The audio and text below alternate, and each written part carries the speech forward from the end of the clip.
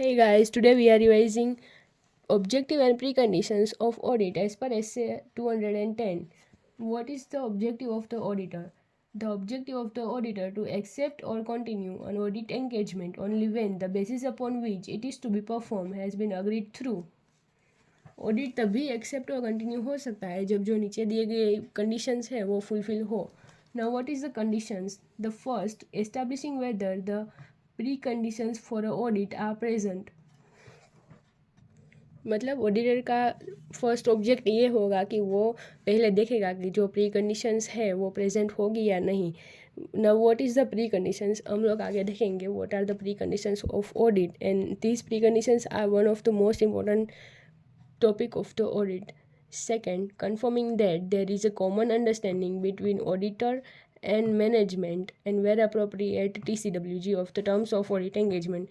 मतलब auditor and management के बीच जो कॉमन अंडरस्टैंडिंग है या नहीं वो देखेंगे, और जहाँ अप्रोप्रिएट होगा वहाँ TCWG भी कोऑर्डिनेट कर रहा है या नहीं वो भी ऑडिटर को देखना होगा. Now, what is the preconditions for an audit? This is the important topic of SA 210. Preconditions for the audit are present. The auditor shall determine that FRF is acceptable. मतलब ऑडिटर ये देखेगा कि financial reporting framework है जो company का वो acceptable है या नहीं, मतलब उसमें कोई मिस्टेक है या नहीं वो डिटरमाइन करेगा. Second, obtain agreement from management. वो मैनेजमेंट से अग्रीमेंट लेगा जिसमें बताया होगा कि management acknowledge and understand its responsibility. मतलब मैनेजमेंट अपनी रिस्पॉन्सिबिलिटी को मानती है और जानती है. Now what is the responsibility of management? First is to determine whether the preparation of financial statement in accordance with the applicable financial reporting framework including where relevant the fair presentation. मतलब management ये देखेगी कि जो उसने financial statement बनाए हैं वो applicable financial reporting framework के अकॉर्डिंगली बने हैं या नहीं, और जहाँ जहाँ प्रेजेंटेशन रिलेवेंट होगी वहाँ वहाँ अच्छे तरीके से प्रेजेंटेशन की है या नहीं.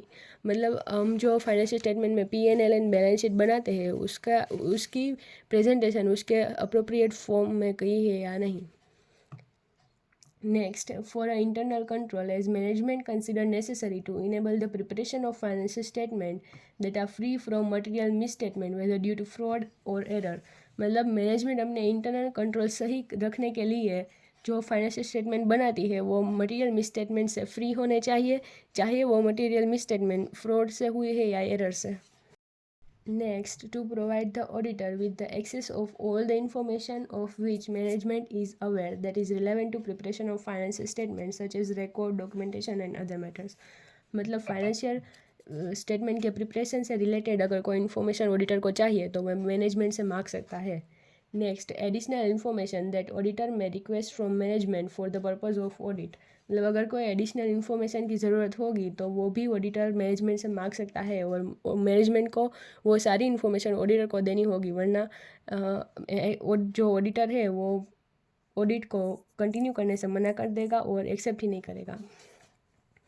Next, unrestricted access to person within the entity from whom the auditor determine it necessary to obtain audit evidence. मतलब जो अनरिस्ट्रिक्टेड एक्सेस है फॉर एग्जांपल अगर ऑडिटर कंपनी के एम्प्लॉय से अगर कोई इन्फॉर्मेशन लेना चाहे तो वो भी ले सकता है, मैनेजमेंट उसको रोक नहीं सकती. So this is our preconditions for audit and the objective of the auditor as per SA 210. Thank you.